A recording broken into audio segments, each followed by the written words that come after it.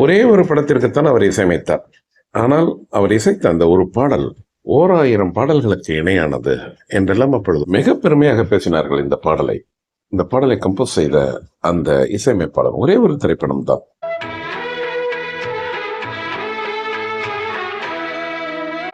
இந்த திரைப்படத்தினுடைய டைட்டில் கார்டில் மியூசிக் டைரக்டர் யார் என்று நாம் பார்க்காமல் இந்த படத்தை பார்த்தால் இந்த பாடல் வரும்பொழுது இது இளையராஜா இசை அமைத்த பாடல் என்று சத்தியம் செய்து கூறுவீர்கள்.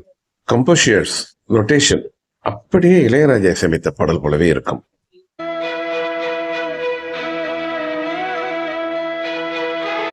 ஏன் அவ்வளவு தூரம்?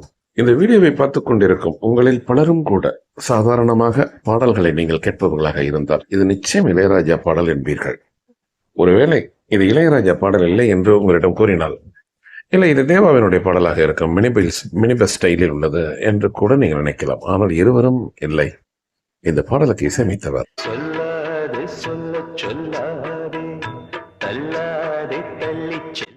அனைத்து இசைக்கருவிகளையும் வாசிக்க தெரிந்த ஒரு இன்ஸ்ட்ருமெண்ட் பிளேயர் தான். சொல்ல போனால் அனைத்து இசையமைப்பாளர்களிடமும் இவர் பணியாற்றி இருக்கின்றார். பிரபல இசையமைப்பாளர்கள் மெட்டுக்கள் போடும் பொழுது இவரிடம்தான் ஃபைன் டியூன் பண்ண சொல்வார்களாம். அந்த அளவிற்கு மிக தேர்ந்த இசைக்கலைஞர்.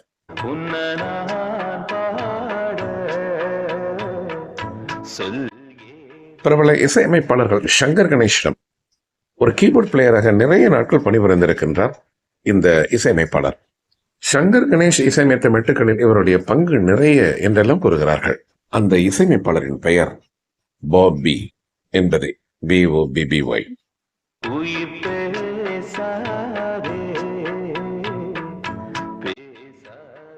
பாபி என்கின்ற அந்த இசையமைப்பாளரை பற்றி ஒரு மிக மிக வருத்தமான செய்தி ஒன்று உண்டு. அதை இறுதியில் காண்போம் நேர்களே. முதலில் அவரை பற்றி ஒரு இனிமையான சங்கதிகளை எல்லாம் நாம் பார்ப்போம்.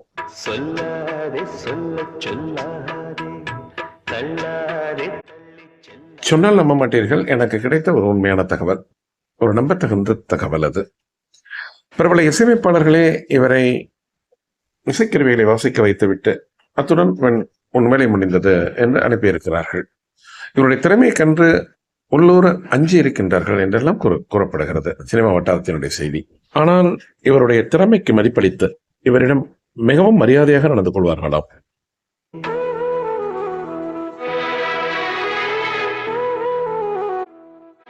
Super good films RB Choudhary அவர்கள் எப்பொழுதும் புதிய நபர்களுக்கு, அதுவும் திறமைசாலிகளுக்கு வாய்ப்பளிப்பார். RB சௌத்ரியின் கண்களில் பட்டிருக்கின்றார் பாபி. வருடம் 1998 தான் எடுக்கப் போகும் அடுத்த படத்திற்கு பாபியை இசை அமைப்பாளராக ஒப்பந்தம் செய்கிறார் RB சௌத்ரி. திரைப்படம் சொல்லாமலே. இந்த திரைப்படத்தில் நிறைய சிறப்பு செய்திகள் உண்டு நேயர்களே. ஒரு கேரக்டர் ஆர்டிஸ்டாக நடித்துக் கொண்டிருந்த நடிகர் லிவிங்ஸ்டனை ஹீரோவாக ஒப்பந்தம் செய்கிறார் RB சௌத்ரி. இந்த திரைப்படத்தில் கௌசல்யா தான் ஹீரோயின். திரைப்படத்தின் இயக்குனர் சசி. அவருக்கு இது முதல் படம் என்பது ஒரு முக்கிய செய்தி. Super good films RB Choudhary அவர்கள் எப்பொழுதும் திறமைசாலிகள் எங்கெங்கெல்லாம் இருக்கின்றார்களோ அவர்களை வெளிக்கொணர முயற்சிப்பார். அவருடைய முயற்சி வீண் போகவில்லை.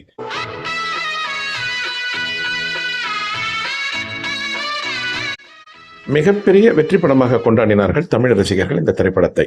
மேலும் the best music director in Tamil film என்று பாபியை தேர்ந்தெடுத்தது தமிழக அரசு.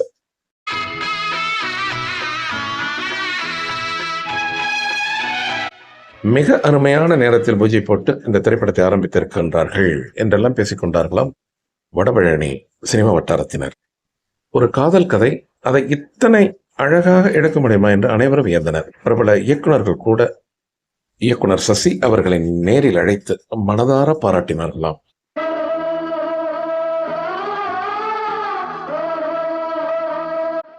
மிக பிரபலமான பத்திரிகைகள் தங்களது விமர்சனங்களில் போட்டி போட்டுக்கொண்டு போற்றி புகழ்ந்தன இந்த திரைப்படத்தை. இந்த திரைப்படத்தின் உண்மையான ஹீரோ கதை, திரைக்கதை, இயக்கம் என்று வர்ணித்தது த ஹிந்து. அரைத்த மாவையே அரைக்காமலும் புதிதாக ஒன்றை சொல்லப் போகின்றோம் என்று சொதப்பாமலும் மிக அற்புதமாக இந்த காதல் கதையை தீட்டியிருக்கின்றார்கள். தமிழ் வார ஏடுகள் வர்ணித்தன இந்த திரைப்படத்தை.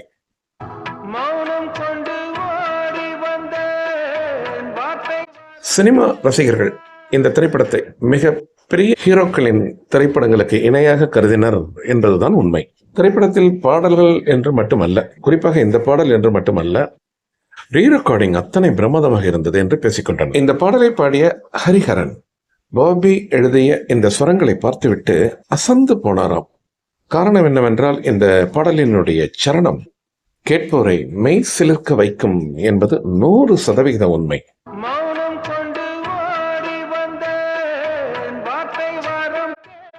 ரசித்து ருசித்து பாடியிருப்பார் ஹரிஹரன். இந்த ஸ்டான்ஸாவை நீங்க கேட்கும் போதே தெரியும் நேர்களே உங்களுக்கு.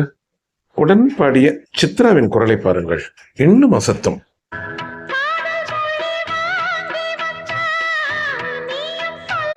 கவிஞர் அறிவுமதி தான் இந்த வரிகளை எழுதினாராம், இந்த பாடலை எழுதினாராம். கவிஞர் அறிவுமதியும் பாபியும் மிக நெருங்கிய நண்பர்கள் என்றெல்லாம் கூறுகின்றனர். பாடலாசிரியர் அறிவுமதியும் கூட பகீரத பிரயத்தனம் செய்துதான் ஒரு பாடலாசிரியராக வர முடிந்தது அவரால். திறமை நமக்கு எத்தனைத்தான் இருந்தாலும் அதிர்ஷ்ட காற்று என்று ஒன்று இருந்தால்தான் புகழ் பெற முடியும் என்பது சினிமா வட்டாரத்தினுடைய மரபு செய்தியாம்.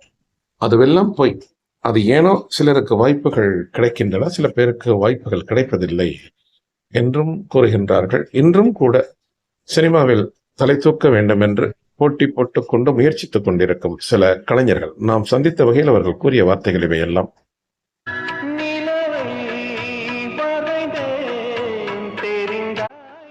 இத்தனை அழகாக இசையமைத்திருக்கும் ஒரு பாடலை இசையமைத்திருக்கும் ஒரு இசை அமைப்பாளர் மேலும் மேலும் வளராமல் போனதற்கு காரணம் என்ன என்று அனைவருக்கும் அந்த கேள்வி எழுவது இயற்கையே. ஒன்று, அவர் மேலும் மேலும் முயற்சிக்காமல் இருந்திருக்க வேண்டும். அப்படியே முயற்சிக்காமல் இருந்திருந்தாலும் கூட அவரது அசாத்திய திறமை அவரை அழைக்க வைத்து, அல்லது இது போன்ற நபர்களை வளரவிட்டால் நமக்கெல்லாம் ஒரு அழுக்கான மேலாண்மையுடன் இசைத்துறையின் பிரபலங்கள் இவரை அடக்கி வைத்திருந்திருக்கலாம். ஒருவேளை தமிழ் இசைத்துறையில் பணியாற்றும் இந்த நிகழ்ச்சியை கேட்கும் நேயர்கள் யாரேனுக்கும் இது பற்றின விவரம் அறிந்தால் என்னை நீங்கள் தொடர்பு கொள்ளலாம், அல்லது கமெண்ட் பாக்ஸில் நீங்கள் பதிவிடலாம், அல்லது என்னுடைய மின்னஞ்சல் முகவரிக்கு உங்கள் கருத்துக்களை எழுதலாம்.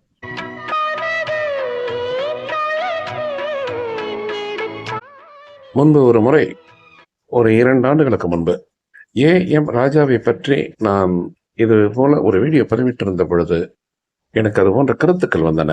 A.M. Raja was suppressed by someone else என்று நான் கூறிவிட்டேன். மிக பிரபலமான அந்த காலத்தில் மிக பிரபலமான இசையமைப்பாளர்களுக்கு வக்காலத்து வாங்கி கொண்டு வரிந்து கட்டி கொண்டு எழுதினார்கள் என்னை எதிர்த்து. அதுபோன்று நிறைய பேர் A.M. ராஜா ஏன் மறைக்கப்பட்டார், அவரை யார் மறைத்தது என்றெல்லாம் விலாவரியாக கூறினார்.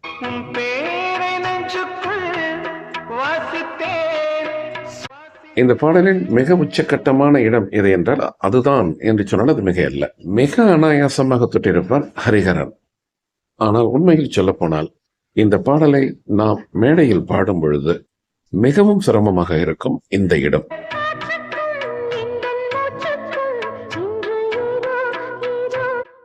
இசை அமைப்பாளர் பாபியை பற்றி விவரம் அறிந்தோர் எங்க கமெண்ட் பாக்ஸில் குறிப்பிடலாம் என்று நான் கேட்டிருக்கின்ற நேயர்களை மறந்து விட வேண்டாம். நான் அறிந்த வகையில் பாபியை பற்றி நான் விசாரித்தவர்கள் எனக்கு கிடைத்த சில தகவல்கள்.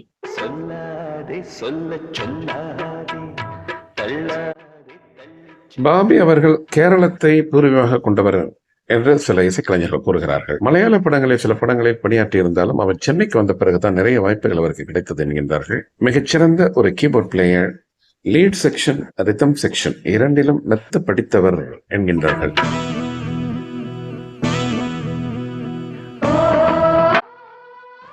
இசை அமைப்பாளர் பாபி அவர்களினுடைய புகைப்படத்தை மிகுந்த சிரமமான தேடலுக்கு பிறகு எனக்கு கிடைத்தது. இதுதான் பாபி, இசையமைப்பாளர் பாபியின் புகைப்படம். இவரை பற்றி ஒரு துயரமான செய்தி ஒன்று உண்டு என்று நான் முன்பே கூறியிருந்தேன். அவரை பற்றின மேலோட்டமான வாழ்க்கை வரலாறுக்கு பிறகு அந்த செய்தியை நான் உங்களுக்கு கூறுகின்றேன். பாபி ஒரு பெர்ஃபெக்ஷனிஸ்ட் என்கின்றார்கள். நிறை குடம் ததும்பாது என்பார்களே, அதுபோல நிறைய பேச மாட்டாராம். இசை பற்றின சந்தேகங்கள் கேட்டால் தெல்ல தெளிவாக சொல்வாராம். கர்நாடக சங்கீதம் இவர் முழுமையாக படிக்காவிட்டாலும் அது பற்றின சந்தேகங்கள் நமக்கு எழுந்தால் இவரிடம் கேட்டால் அது பற்றின விவரம் கூறுவார். அது மிகவும் ஆச்சரியமாக இருக்கும் என்கின்றார்கள் இசைக்கலைஞர்கள்.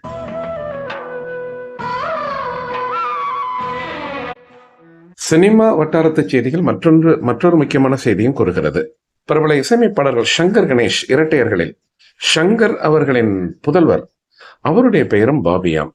ஆனால் அவருடைய பெயர் பாபி சங்கர். சொல்லாமலே திரைப்படத்தினுடைய இசையமைப்பாளர் பாபி என்றவுடன் அது சங்கரின் மகன் பாபிதான் சில பத்திரிகைகள் எழுத ஆரம்பித்து விட்டனவாம். இசை அமைப்பாளர் பாபிக்கும் பாபி சங்கருக்கும் எந்த சம்பந்தமும் இல்லை என்று தெளிவுபடுத்தப்பட்டதாம். பிறகு குழப்பத்திற்கு காரணம் சங்கரின் மகன் பாபி, அதாவது பாபி சங்கர் அவருடைய பெயர். அவரும் ஒரு இசையமைப்பாளர். அவர் 2-3 படங்களுக்கு இசையமைத்திருக்கின்றாராம். நமது இந்த வீடியோவினுடைய நாயகர் சொல்லாமலே பாபியும் 2-3 படங்களுக்குத்தான் இசையமைத்திருக்கின்றார். அதனால் அந்த குழப்பம் ஏற்பட்டதாக செய்திகள் வெளிவந்தன.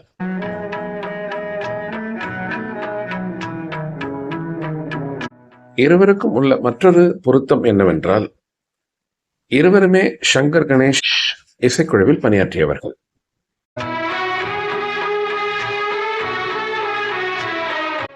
நாம் பிரயத்தனம் செய்து முயன்று பார்த்தோம்.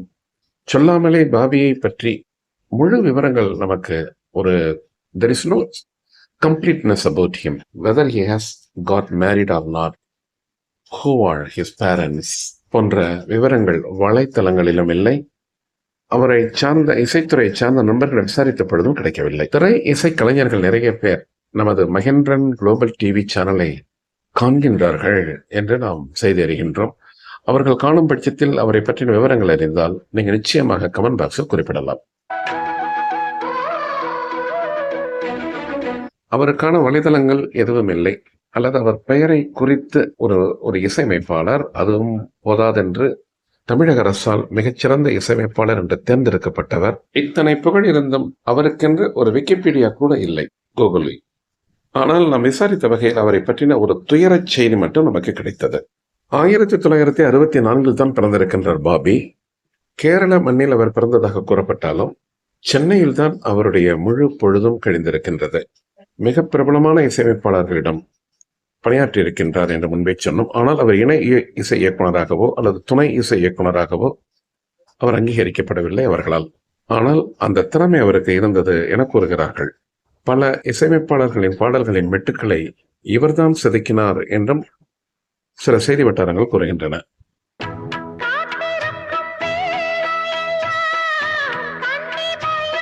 பளிச்சென்று சுத்தமாக இருக்கும் ஸ்வரங்கள்.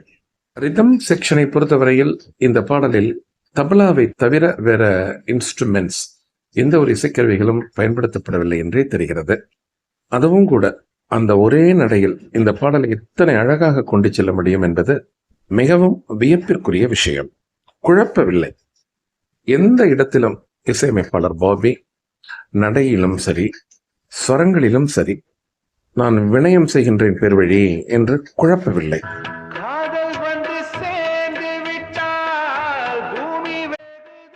பாடல் மிகவும் மென்மையாகவும் அழகாகவும் தெரிந்ததற்கு மற்றொரு முக்கியமான காரணம் குரல்கள். இந்த பாடலை பாடுவதற்கு ஹரிஹரனையும் சித்ராவையும் தேர்ந்தெடுத்தது a kind of big intelligent work என்று புகழ்கின்றார் ஒரு இசைக்கலைஞர்.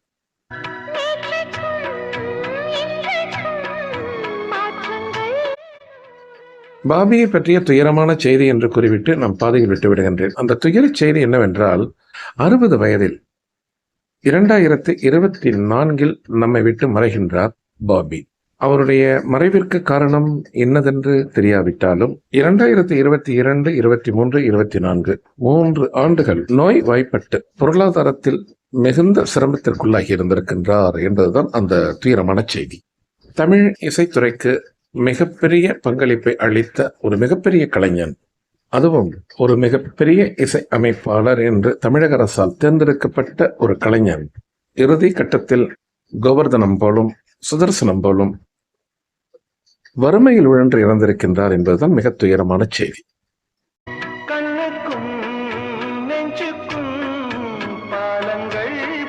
ஆனால் ஒன்று மட்டும் உண்மை, எந்த காலத்திலும் சில பாடல்கள் அழியாது. அதுபோலதான் இந்த பாடலும். தமிழ் இசை, திரை இசை என்பதை இருக்கும் வரை இந்த பாடல் அனைவரின் காதுகளிலும் ரீங்காரமிட்டுக் கொண்டிருக்கும் என்பதில் எந்த விதமான ஐயமும் இல்லை. தமிழக அரசோ அல்லது இசைத்துறை சம்பந்தமான சங்கங்களோ இறுதி காலத்தில் இம்மாதிரியான கஷ்டங்களில் உழலும் கலைஞர்களுக்கு உதவுவது போல் இருந்தால்தான் அந்த சங்கங்கள் இருக்கின்றது என்பதற்கு ஒரு அர்த்தமாகும். தலைவர், செயலாளர், பொருளாளர் போன்ற பதவிகளுக்கு ஒருவருக்கு ஒரு போட்டா போட்டி, ஒப்பு சப்பில்லாத காரணங்களுக்காக செய்யப்படும் போராட்டங்கள், இவற்றையெல்லாம் தவிர்த்து பொருளாதாரத்தில் பின்தங்கி போகும் திரைத்துறை கலைஞர்களுக்கு உதவுவதே சங்கங்களின் கடமையாக இருத்தல் வேண்டும் என்பதே நமது கோரிக்கை.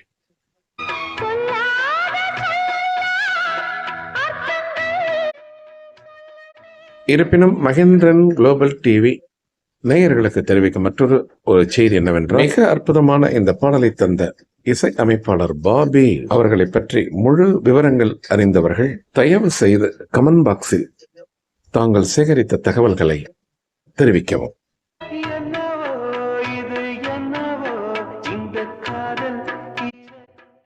நன்றி நேயர்களே.